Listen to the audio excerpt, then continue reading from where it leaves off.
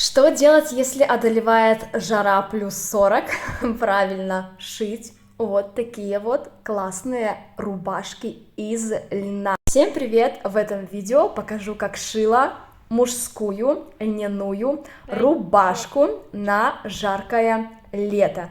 Лучше льна, наверное, в жару может быть только муслин, ну, для меня, потому что это натуральная, дышащая ткань, приятная к телу. У меня в городе есть небольшой магазин фурнитуры, где продаются вот такие вот остатки, обрезки, браки ткани после нашей фабрики. И именно там я взяла два отреза совсем по копеечной цене, ну, потому что это отрезы меньше метра, там 0,8 и 0,5, что ли, сантиметров.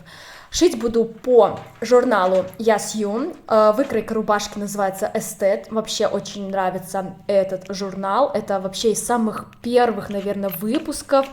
Я уже шила по нему и парку, и футболки, в основном по нему шью мужу.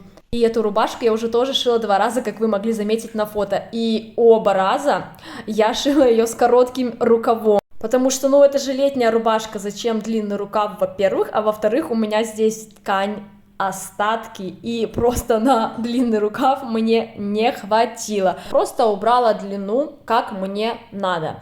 Вообще в этом журнале есть выкройка отдельная рубашки с коротким рукавом, но именно эта модель Эстет мне и мужу нравится по посадке больше. Итого у нас получается 2 детали переда, 2 детали рукава, 2 детали воротника, 2 верхние части спинки и 1 нижняя деталь спинки со сгибом. Первым делом надо продублировать все части, где у нас будут устанавливаться кнопочки, это планки. Воротник я продублировала и заутюжила сразу. Планку заутюжила 2 раза по 3 сантиметра. Воротник продублировала только 1 деталь. И заутюжила на 0,5 край воротника, именно того, который будет внутри у меня. Сейчас же я иду на швейную машинку и край планки отстрочу буквально на пару миллиметров. Для этого мне поможет вот такая лапка для отстрочки. У меня она шла в комплекте с моей машинкой. Отстрачиваем мы по краю заутюженной планки таким образом, чтобы, смотрите, у нас все спряталось внутри. Теперь же вот эту вторую часть тоже идем и отстрачиваем. Чем хороша эта лапка, что здесь есть такое колесико, которое можно регулировать и выбирать ширину строчки. Шире или уже отстрочку делать. Также я подготовлю сразу воротник, соединю его, уголки уберем и на закруглениях обязательно сделаем надсечки, чтобы хорошо и красиво воротник лег потом. Обязательно идем на утюг, заутюживаем его таким образом, чтобы перекант у нас был на внутреннюю сторону. Также заутюжили нашу планку красиво. Тем временем подготавливаем спинку. Сделали защип. Зафиксировали его для удобства на швейной машинке и теперь соединяем нижнюю часть спинки с верхней, таким образом, чтобы она у нас оказалась внутри. Лицом к лицу соединяем, правда тут у льна очень трудно определить, где лицо, где изнанка, тем более он у меня тут однотонный. Соединили, обрезали лишнее и опять-таки идем на утюг. Хорошенько приутюживаем. У нас все швы спрятались и все красиво. Соединяем плечевые швы, накладываем лицом к лицу перед и верхнюю деталь спинки, а нижней деталью, как показано на видео, огибаем наш перед. То есть, опять-таки, у нас передняя часть зажата между 2 деталей спинки. Прокладываем строчку, высекаем лишнее. Смотрим, что у нас получилось. Если все правильно сделать, то швы будут спрятаны внутри. Повторяем ту же самую процедуру на втором плечевом шве и обязательно идем, отутюживаем шов. Можно также отстрочить на сторону спинки. Это и для красоты, и для прочности будет хорошо. Но можно, в принципе, и не делать отстрочку. Теперь соединяем воротник центр к центру, и в этом месте, внимание, у нас край воротника должен совпасть ровно с краем планки. Воротник соединяем сейчас только по внешней части. Идем на швейную машинку. Обязательно в начале и в конце строчки не забываем ставить закрепку. И соединяем полностью наш весь воротник. Не забываем, что припуски смотрят друг на друга вовнутрь.